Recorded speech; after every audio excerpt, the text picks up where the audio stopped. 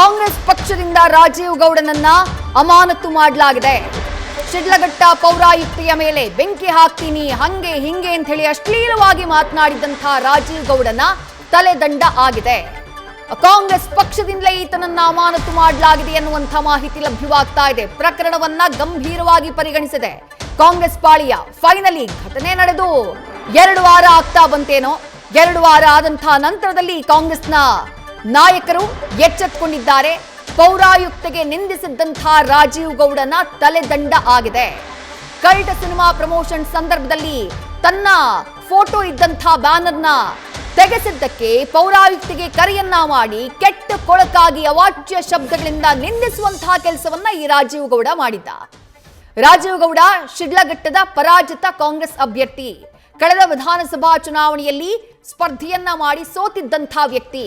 ಜೊತೆಗೆ ಕೆಪಿಸಿಸಿಯ ಸಂಯೋಜಕನಾಗಿ ಆತ ಕೆಲಸವನ್ನ ಮಾಡ್ತಾ ಇದ್ದ. ಆದ್ರೆ ಯಾವಾಗ ಈ ಪ್ರಕರಣ ರಾಷ್ಟ್ರ ಮಟ್ಟದಲ್ಲಿ ಸದ್ದು ಮಾಡ್ತೋ, ಕಂಪ್ಲೇಂಟ್ ದಾಖಲಾಗಿದೆ.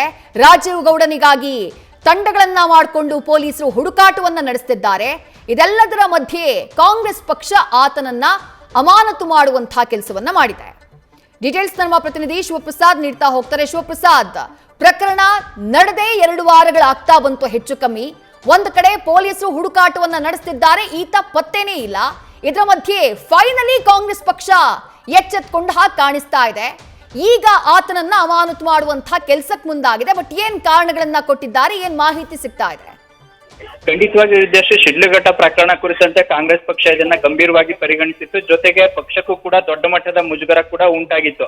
ಪೌರಾಯುಕ್ತಗೆ ಬೆದರಿಕೆ ಕರೆ ಹಾಕಿದಂತ ವಿಚಾರ ಕುರಿತಂತೆ ರಾಷ್ಟ್ರಾದ್ಯಂತ, ಅದರಲ್ಲೂ ರಾಜ್ಯದಲ್ಲೂ ಕೂಡ ಸಾಕಷ್ಟು ಸಂಚಲನ ಉಂಟಾಗಿತ್ತು. ಈ ವಿಚಾರ ಕುರಿತಂತೆ ಕಾಂಗ್ರೆಸ್ನಲ್ಲೂ ಕೂಡ ಈ ವಿಚಾರವನ್ನ ಗಂಭೀರವಾಗಿ ಪರಿಗಣಿಸಬೇಕು ಎಂಬತಕ್ಕಂಥ ಆಗ್ರಹ ಕುರಿತಂತೆ ಕೆಪಿಸಿಸಿಯ ಶಿಸ್ತು ಪಾಲನಾ ಸಮಿತಿ ಮುಂದೆನೂ ಕೂಡ ಈ ವಿಚಾರ ಚರ್ಚೆ ಆಗ್ತಾ ಇತ್ತು. ಈ ಸಂದರ್ಭದಲ್ಲಿ ಅವ್ರನ್ನ ಅಮಾನತು ಮಾಡಬೇಕು ಎಂಬತಕ್ಕಂಥ ಕೂಗುಗಳು ಕೂಡ ಕೇಳಿ ಬಂದಿತ್ತು. ಸದ್ಯ ಈ ವಿಚಾರಕ್ಕೆ ಸಂಬಂಧಪಟ್ಟಂತೆ 1 ವಾರಗಳ ನಂತರ ಈ ವಿಚಾರ ಕುರಿತಂತೆ ಕೂಲಂಕುಷವಾಗಿ ಚರ್ಚೆ ಮಾಡಿ ಅಂತಿಮವಾಗಿ ಅವರನ್ನ ಪಕ್ಷದಿಂದ ಅಮಾನತು ಮಾಡಲಾಗಿದೆ. ಈ ಕುರಿತಂತೆ ರಾಜೀವ್ ಗೌಡ್ರಿಗೂ ಕೂಡ ಸೂಚನೆಯನ್ನ ನೀಡಲಾಗಿತ್ತು. ಈ ಪ್ರಕರಣ ಸಂಬಂಧ ತಾವು ಮಾಹಿತಿಯನ್ನ ನೀಡಬೇಕು, ಏನಾಗಿದೆ ಅಂತಕ್ಕಂಥ ವಿಚಾರ ಕುರಿತಂತೆ ಖುದ್ದು ಕೆಪಿಸಿಸಿಯಿಂದ ನೋಟಿಸ್ ನೀಡಿದ್ರು ಕೂಡ ಆ ನೋಟಿಸ್ಗೂ ಕೂಡ ಉತ್ತರವನ್ನ ನೀಡ್ತಕ್ಕಂಥ ಸಮಜಾಯಿಷಿಯನ್ನ ನೀಡ್ತಕ್ಕಂಥ ಪ್ರಯತ್ನವನ್ನು ಕೂಡ ರಾಜೀವ್ ಗೌಡ ಅವರು ಮಾಡಿರ್ಲಿಲ್ಲ.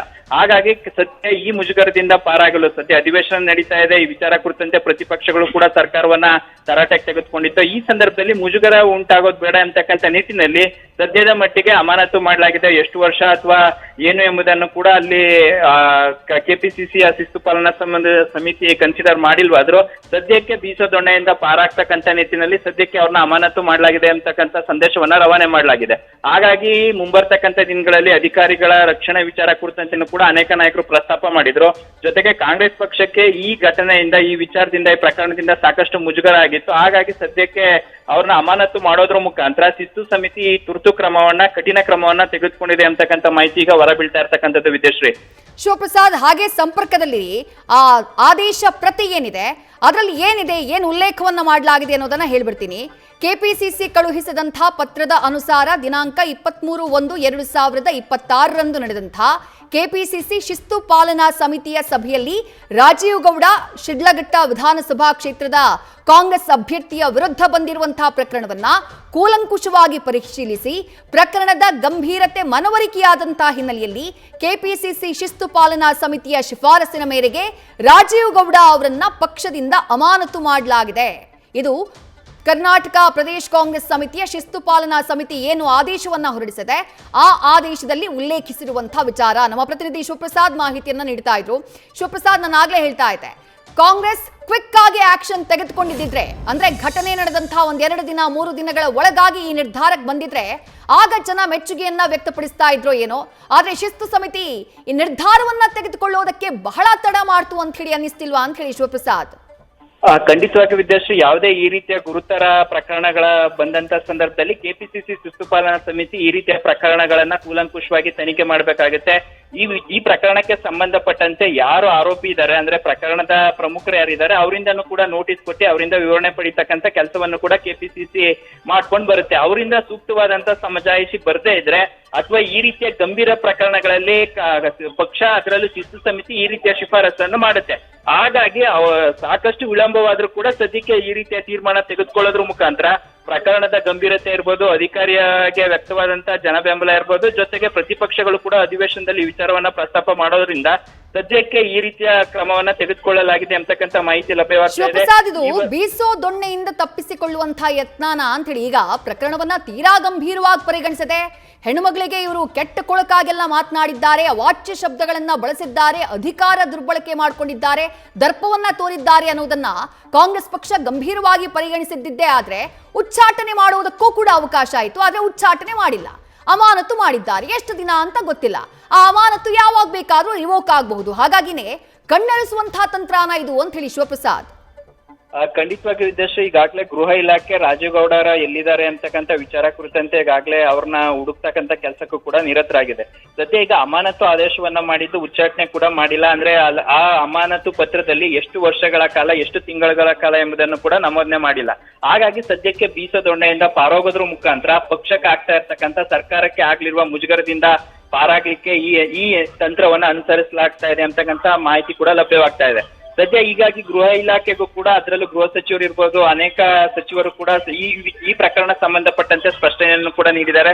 ಪೊಲೀಸರು ಅವ್ರನ್ನ ಹುಡುಕಾಟದಲ್ಲಿದ್ದಾರೆ, ಬಂಧನ ಮಾಡ್ತಾರೆ ಅಂತಕ್ಕಂಥ ಹೇಳಿಕೆಯ ಜೊತೆಗೆ ಅವ್ರಿಂದ ಪಕ್ಷದಿಂದ ಅವ್ರೇನ್ ಕ್ರಮ ತೆಗೆದುಕೊಳ್ತಾರೆ ಅಂತಕ್ಕಂಥ ಮಾತುಗಳು ಕೂಡ ಕೇಳಿ ಬರ್ತಾ ಇದೆ. ಅಂದ್ರೆ ಪಕ್ಷ ಈವರೆಗೂ ಕೂಡ ಈ ಪ್ರಕರಣ ಕುರಿತಂತೆ ಯಾವುದೇ ತೀರ್ಮಾನವನ್ನು ತೆಗೆದುಕೊಂಡಿಲ್ಲ. ಅವ್ರನ್ನ ಅಮಾನತು ಅಥವಾ ಉಚ್ಚಾಟನೆ ಅಂತ ಗಂಭೀರ ವಿಚಾರಗಳಲ್ಲಿ ಕೆಪಿಸಿಸಿ ಏನು ಕನ್ಸಿಡರ್ ಮಾಡಿಲ್ಲ ಅಂತಕ್ಕಂಥ ಮಾತುಗಳು ಕೂಡ ಕೇಳಿ ಬರ್ತಾ ಇತ್ತು. ಹಾಗಾಗಿ ಶಿಸ್ತು ಪಾಲನಾ ಸಮಿತಿ 2 ವಾರಗಳ ನಂತರ ಈ ಕ್ರಮವನ್ನ ತೆಗೆದುಕೊಂಡಿದೆ ಅಂತಕ್ಕಂಥ ಮಾಹಿತಿ ಲಭ್ಯತೆಯ ಜೊತೆಗೆ ಸದ್ಯ ಅಮಾನತು ಎಷ್ಟು ದಿನ ಏನು ಎಂಬುದನ್ನು ಕೂಡ ನಮೂದಿಸಿಲ್ಲ. ಹಾಗಾಗಿ ಸದ್ಯಕ್ಕೆ ಈ ಬೀಸದೊಣ್ಣೆಯಿಂದ ಪಾರಾಗೋದು ಒಂದ್ ಕಡೆ ಆದ್ರೆ, ಇನ್ನೊಂದ್ ಕಡೆ ಸರ್ಕಾರಕ್ಕೆ ಮತ್ತೆ ಪಕ್ಷಕ್ಕೆ ಮುಜುಗರ ಉಂಟಾಗಬಾರ್ದು ಅಂತಕ್ಕಂಥ ಹಿನ್ನೆಲೆ ಮತ್ತೆ ರಾಜೀವ್ ಗೌಡರಿಂದನೂ ಕೂಡ ಶಿಸ್ತು ಪಾಲನಾ ಸಮಿತಿಗೆ ಸೂಕ್ತವಾದಂತ ಮಾಹಿತಿ ಕೂಡ ಬಂದಿಲ್ಲ. ಅಂದ್ರೆ ಈ ಪ್ರಕರಣ ಸಂಬಂಧ ಆ ಮಾಹಿತಿಯನ್ನು ಕೂಡ ಕೊಡಬೇಕು ಅಂತಕ್ಕಂಥ ಸೂಚನೆ ನೀಡಿದ್ರು ಕೂಡ ಅವರು ಈವರೆಗೂ ಕೂಡ ಕೆಪಿಸಿಸಿ ಶಿಸ್ತು ಪಾಲನಾ ಸಮಿತಿ ಮುಂದೆ ಹಾಜರಾಗಿಲ್ಲ. ಹಾಗಾಗಿ ಸದ್ಯಕ್ಕೆ ಅಮಾನತು ಕೆಪಿಸಿಸಿ ಶಿಸ್ತು ಪಾಲನಾ ಸಮಿತಿ ಸೂಚನೆಯನ್ನ ನೀಡಿದ್ದು, ಇದು ಎಷ್ಟು ದಿನಗಳು ಎಂಬುದನ್ನು ಕೂಡ ನಮೂದಿಸ್ತಾ ಇರೋದು ಸಾಕಷ್ಟು ಅನುಮಾನಗಳಿಗೂ ಕೂಡ ಕಾರಣವಾಗ್ತಾ ಇದೆ. ಸದ್ಯಕ್ಕೆ ಅಧಿವೇಶನ ನಡೀತಾ ಇರತಕ್ಕಂಥ ಈ ಸಂದರ್ಭದಲ್ಲಿ ಮುಜುಗರದಿಂದ ಪಾರಾಗೋದು ಒಂದ್ ಕಡೆ ಆದ್ರೆ, ಇನ್ನೊಂದ್ ಕಡೆ ಸರ್ಕಾರಕ್ಕೂ ಕೂಡ ಈ ಪ್ರಕರಣ ಸಂಬಂಧ ಕೆಪಿಸಿಸಿ ಕ್ರಮ ತೆಗೆದುಕೊಂಡಿದೆ ಒಂದ್ ಕಡೆ, ಇನ್ನೊಂದ್ ಕಡೆ ಗೃಹ ಇಲಾಖೆ ಅದರಲ್ಲೂ ಪೊಲೀಸರು ಆತನನ್ನ ಬಂಧಿಸ್ತಕ್ಕಂಥ ನಿಟ್ಟಿನಲ್ಲಿ ಎಲ್ಲಾ ರೀತಿಯಲ್ಲೂ ಕೂಡ ಕಾರ್ಯಾಚರಣೆ ನಡೀತಾ ಇದೆ ಅಂತಕ್ಕಂಥ ಸಂದೇಶವನ್ನ ರವಾನೆ ಮಾಡ್ಲಿಕ್ಕೆ ಪಕ್ಷದಿಂದ ಈ ಕ್ರಮವನ್ನ ತೆಗೆದುಕೊಳ್ಳಲಾಗಿದೆ ಅಂತಕ್ಕಂಥ ಮಾಹಿತಿ ಈಗ ಲಭ್ಯವಾಗ್ತಾ ಇರ್ತಕ್ಕಂಥದ್ದು. ವಿದ್ಯಾಶ್ರೀ, ಥ್ಯಾಂಕ್ ಯು ಶಿವಪ್ರಸಾದ್ ತಮ್ಮೆಲ್ಲ ಡೀಟೇಲ್ಸ್ಗೆ.